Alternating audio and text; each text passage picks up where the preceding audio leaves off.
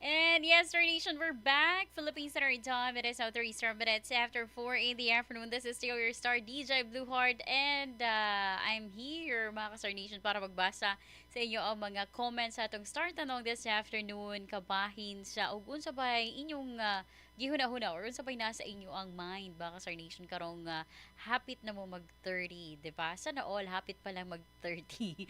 So again, as I've said earlier, exempted dire ang mga 30 plus na mga Castor Nation. Just kidding. Anyway, mga Castor Nation, aniya na ang tubag sa atong mga Castor friend. Gani comment dito sa atong Star Tanong sa atong Facebook page at 93.3 Star FM Dipolog. So pinakauna diha, again, ang answer is that exempted na daw siya sa maong Star Tanong. Pero seriously daw, kung siya ang pangutanon, bana na ang iyang gipangita, dili na uyab. And Sir Nation, related to this, as we grow older or mga nagkataas ang atong edad, mga ka-Sir Nation, mausab jud ang ato ang mga gusto sa kinabuhi, di ba? And another answer is that huna-huna na ko daghan ng gibati bisan pag 27 pa daw ang yang edad. And mga batang 90s daw makarelate, labi na itong mga bugbog ang lawa sa trabaho sa bata pa. Shout out daw sa mga barangay sangkol from Tacloban City.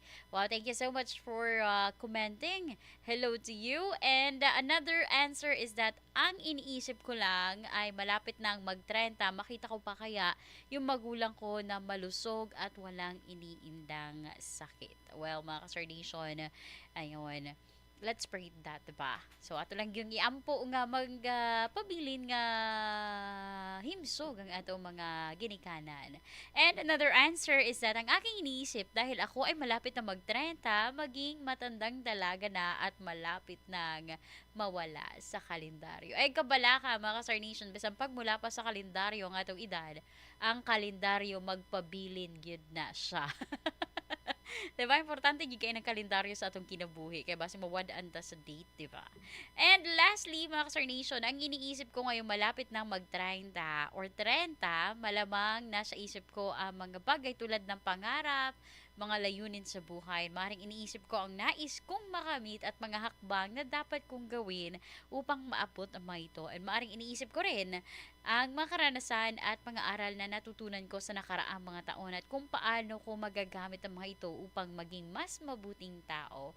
Well, mga ka-Star Nation, again, pag magkataas sa gani atong edad, magkataas sad ang pressure nga atong gibutang sa atong kaugalingon, labi na og makita nato ang atong mga peers or atong mga amigo, mga kaila nga kapareho natong edad nga taas na og na-achieve sa life. So mas ma-pressure ta. But anyway, mga ka-Star Nation, enjoy lang sa gihapon nato ang ato ang life, diba? And of course, maningkamot, magpabiling nga maningkamot as long as buhi tang importante buhi. So mga ka-Star Nation, magbalik taon niya para sa ato ang point of view sa maong start tanong this afternoon kung unsa bay naa sa huna-huna sa mga taong hapit ng mag-30. Philippines Standard Time, mga ka-Star Nation, it is now 7 minutes after 4 in the afternoon.